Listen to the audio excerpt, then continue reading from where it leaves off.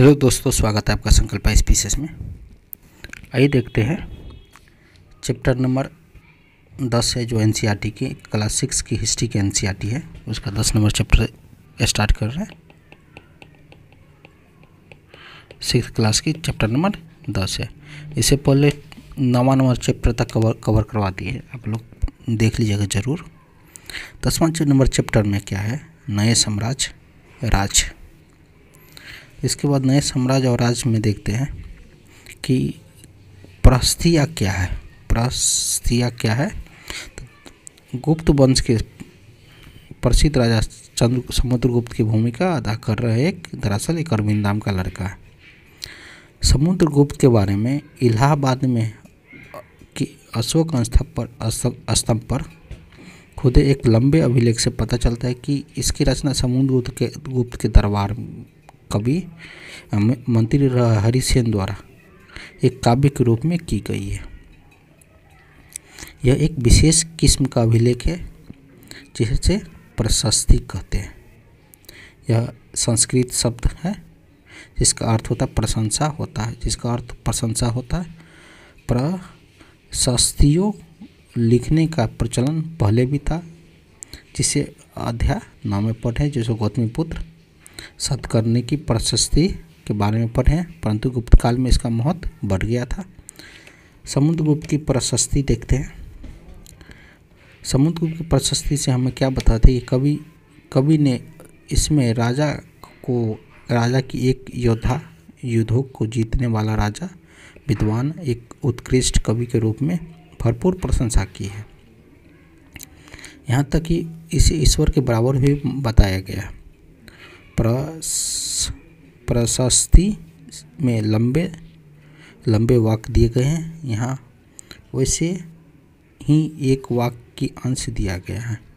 जैसे योद्धा समुद्रगुप्त की है, तो योद्धा जो समुद्रगुप्त के इसमें क्या कहा गया है कि युद्ध मैदान में जिनका शरीर युद्ध मैदान में कुठारों, कुल्हाड़ियाँ, तीर, भाले, बर्छी, तलवारें, लोहे और की गदा और नुकीले तीर तथा अन्य सैकड़ों हथियारों से लगे घाव का दाग भरे होने के कारण अत्यंत सुंदर लगता है। इसके बाद एक मानचित्र 7 नंबर है, थोड़ा सा मानचित्र पर जाते हैं। थोड़ा सा इस मैप को समझने की कोशिश करते हैं। मानचित्र में जो हरे रंग का क्षेत्र है आर्यावर्त है। आर्यावर्त के उन 9 शासकों को जिन्हें समुद्रगुप्त ने हराकर राज्यों में अपना साम्राज्य में मिला लिया था। जो हरे रंग का ये इसमें 9 शासक थे जो अपना साम्राज्य में मिला लिया, जिसको आर्यावर्त कहते हैं। इसके बाद दक्षिण पथ के 12 शासक आते हैं। इसमें कुछ की राजधानियाँ दिखाने के लिए मानचित्र पर लाल बिंदु है जो 12 शासक आते हैं और लाल बिंदु दिए गए। इन सबों को हराकर समुद्रगुप्त के सामने, और ये सब समुद्रगुप्त से हार कर आत्मसमर्पण कर दिया था समुद्रगुप्त के सामने, और समुद्रगुप्त ने फिर से इसको शासन करने की अनुमति दे दी है। पड़ोसी देश आंतरिक घेरा जो बैगनी रंग के है। आंतरिक घेरा कौन है? जो बैगनी रंग के। आंतरिक घेरा, ये आंतरिक घेरा है, ये आंतरिक घेरा है बैगनी रंग के। असम हो गया, तटीय बंगाल हो गया, नेपाल हो गया, उत्तर पश्चिम के कई गण या संघ हो गया। ये समुद्रगुप्त के लिए उपहार लाते थे और उसकी आज्ञा का पालन करते थे, और उनके दरबार में उपस्थित हुआ करते थे। जो बाही इलाका है, जो बाही इलाका के शासक थे, नीले रंग और से रंग आ गया है। इसमें संभवतः कुषाण तथा शक वंश के थे। इनमें श्रीलंका के शासक भी शामिल थे। इन्होंने समुद्रगुप्त की अधीनता स्वीकार की और अपनी पुत्रियों का विवाह उनसे किया। जो बाही नीले रंग के बाही राज्य है, ये हो गया बाहरी राज्य, और इसमें श्रीलंका भी आते हैं। जो इसमें कुषाण और शक वंश के शासक आते हैं, जो संभवतः समुद्रगुप्त की अधीनता स्वीकार किया और अपने पुत्री का भी विवाह समुद्रगुप्त से किया। उसके बाद देखते हैं वंशावलिया। वंशावलिया क्या है? थोड़ा सा विक्रम संवत के बारे में देख लेते हैं। 58 ईसा पूर्व से प्रारंभ होने वाली विक्रम संवत को परंपरागत रूप से गुप्त राजा चंद्रगुप्त द्वितीय के नाम से जोड़ा जाता है और ऐसा कहा जाता है कि इन्होंने शंखों पर विजय के प्रतीक के रूप में इस संवत की स्थापना की तथा विक्रमादित्य की उपाधि धारण की। तो विक्रमादित्य की उपाधि किसने? चंद्रगुप्त द्वितीय ने धारण किया और शंखों पर विजय प्राप्त इसी ने किया था और इसी के द्वारा विक्रम संवत लागू किया गया। वंशावलियाँ क्या है? अधिकांश परिस्थितियों में शासक ने पूर्वजों के बारे में भी बताती है। यह प्रशस्ति समुद्रगुप्त के प्रति पितामह यानी परदादा, दादा, पिता, माता के बारे में भी बताती है। माँ कुमारदेवी लिच्छवी गणराज्य की थी। पिता चंद्रगुप्त गुप्त वंश के पहले शासक थे जिन्होंने महाराजधिराज की जैसी बड़ी उपाधि धारण की। समुद्रगुप्त ने भी यह उपाधि धारण की। उनके दादा परदादा महाराज के रूप में भी उल्लेख है। इससे यह अभ्यास मिलता है कि धीरे धीरे इस वंश का महत्व बढ़ता गया। समुद्रगुप्त के बारे में हमें उनके बाद के शासकों जैसे उनके बेटे चंद्रगुप्त द्वितीय की वंशावली या पूर्वज की सूची से भी जानकारी मिलती है। इनके बारे में अभिलेखों तथा सिक्कों से पता चलता है। उन्होंने पश्चिम भारत में सैन्य अभियान के अंतिम शासक को परास्त किया था। बाद में ऐसा विश्वास किया जाने लगा कि उनका दरबार विद्वानों से भरा था। इनमें से कुछ बड़े जानकार थे जो अध्याय 11 में पढ़ेंगे इसके बारे में। इसके बाद हर्षवर्धन और चरित्र के बारे में देखते हैं। जिस तरह गुप्त वंश के शासकों के बारे में अभिलेखों तथा सिक्कों से पता चलता है, उसी तरह कुछ अन्य शासक के बारे में भी उसके जीवन से भी पता चलता है। ऐसे ही एक राजा हर्षवर्धन थे जिसने करीब 1400 साल पहले शासन किया था। इनकी दरबारी कवि बाणभट्ट ने संस्कृत में उनकी जीवनी हर्षचरित्र लिखा था। तो हर्षचरित्र किसने लिखा था? तो बाणभट्ट ने हर्षचरित्र लिखा था। किसका जीवनी है? तो हर्षवर्धन की जीवनी है। हर्षवर्धन की वंशावली देते हुए उनके राजा बनने तक वर्णन है चीनी यात्री हुएनसांग जिनके दरबार में आए थे, जो अध्याय 9 में पढ़े थे। काफ़ी समय के लिए हर्ष के दरबार में भी रहे थे और उन्होंने वहाँ जो कुछ देखा उसकी विस्तृत विवरण किया है।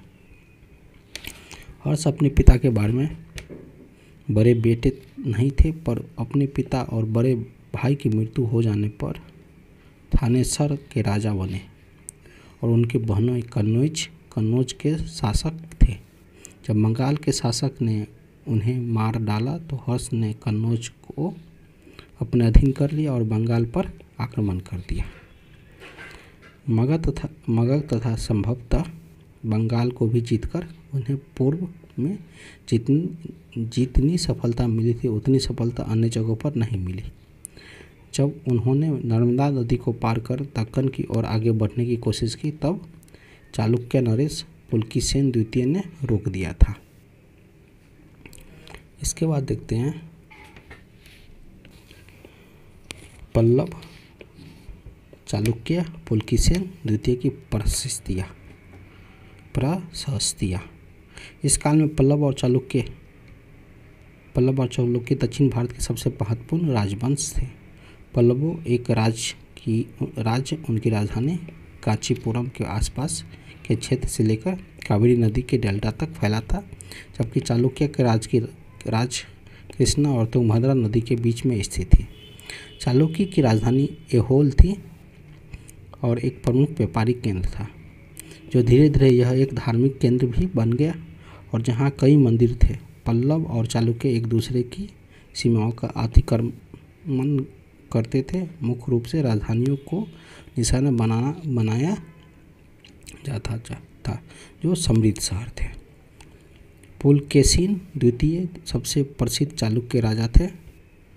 उनके बारे में हमें उनकी दरबारी कवि रवि कीर्ति द्वारा रचित परिस्थिति से पता चलता है। इनमें इनमें उनके पूर्वजों, खासतौर पर पिछली 4 पीढ़ियों के बारे में भी बताया गया। पुलकेशिन द्वितीय को अपने चाचा से यह राज्य मिला था। रविकीर्ति के अनुसार उन्होंने पूर्व और पश्चिम दोनों समुद्र तटीय इलाकों में अपने अभियान चलाए थे और इसके अतिरिक्त उन्होंने हर्ष को भी आगे बढ़ने से रोका था। हर्ष का अर्थ होता आनंद होता है।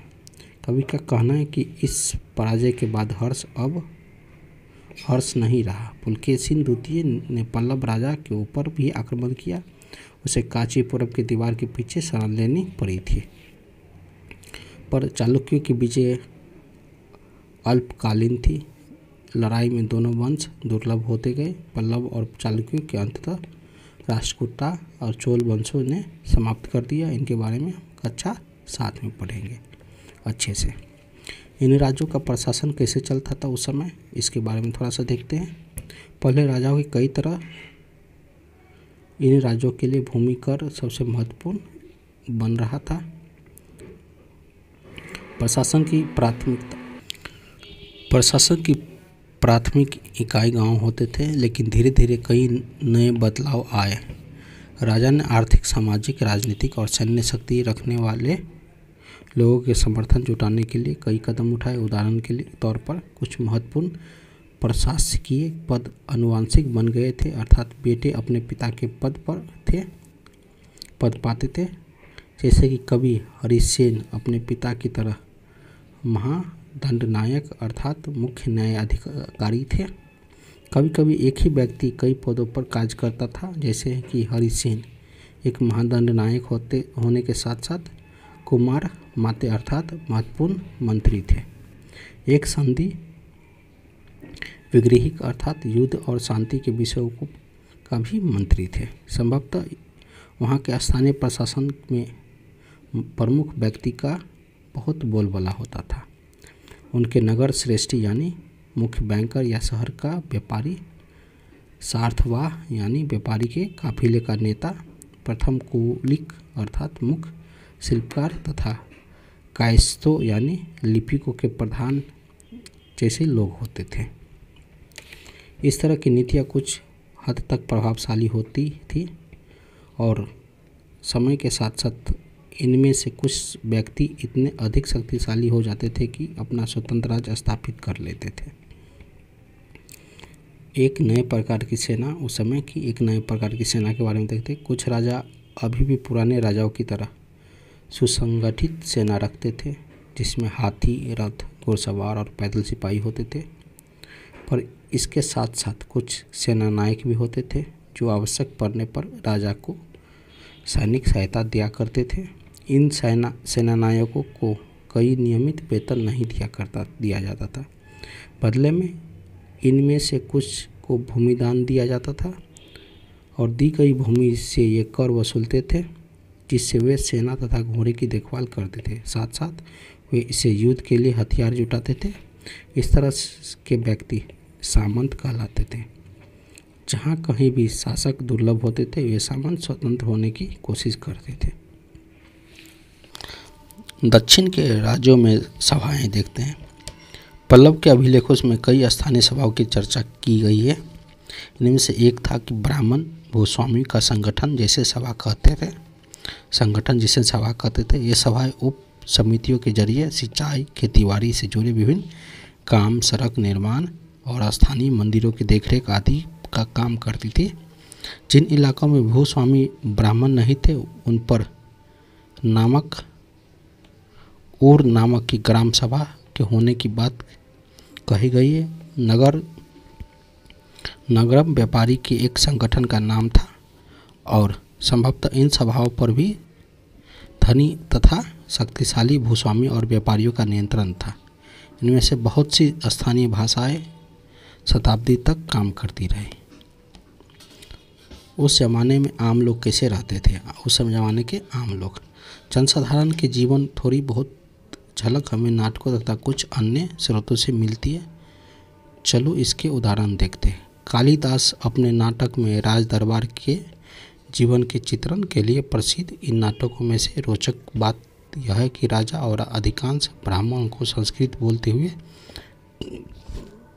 दिखाया गया है, जबकि अन्य लोग तथा महिलाएं प्रकृति बोलते हुए दिखाए गए हैं। उनका सबसे प्रसिद्ध नाटक अभिज्ञान शकुंतलम दुष्यम नामक एक राजा जो शकुंतला नाम की एक युवती से प्रेम कहानी है। इस नाटक में एक गरीब मछुआरे के साथ राजकर्मचारियों के दुष्व्यवहार की बात कही गई है। इसके बाद एक ये देख लीजिएगा कहानी है। एक मछुआरे एक अंगूठी मिली। चीनी तीर्थयात्री फाहियान के अध्ययन उन लोगों की दुर्गति पर भी गया जिन्हें ऊंचे और शक्तिशाली लोग अछूत मानते थे।